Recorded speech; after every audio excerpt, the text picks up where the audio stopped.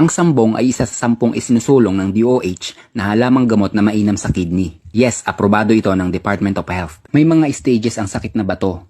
Ang iba dito ay hindi na kayang pagalingin ng gamot, kaya ay dinadaan ito sa operasyon, kundi naman ay laser ang sinusolusyon. Paalala lang, ang bato sa bato o kidney stone ay isa sa 10 pinakasanhi na kinamamatay ng mga Pilipino. Karamihan sa atin ay walang kakayanan para sa gastusin na yan. Kung ang Department of Health nga ay nagrerekomenda ng sambong para sa sakit sa ating kidney stone, bakit hindi nating subukan? Walang side effect, walang overdose, at walang malaking gastos. Ang sabaw ng sambong ay magandang pampaihi at natutunaw nito ang bato sa ating kidney. Magpatuyo lang ng dahon ng sambong, dikdikin at saka lagyan ng mainit na tubig, gawin ito 3 beses sa isang araw. Ang dinikdik ng sariwang dahon nito ay nagpapaginhawa din sa taong may rayuma. Itapa lang ang dinikdik na dahon nito at hayaan lang mababad ng ilang oras. At syempre, subok na ito sa taong may ubo, sipon at makapit na plema. Magpakulo lang ng dahon nito sa loob ng 10 minuto, saka ipainom sa taong may sakit. Ang mentol na lasa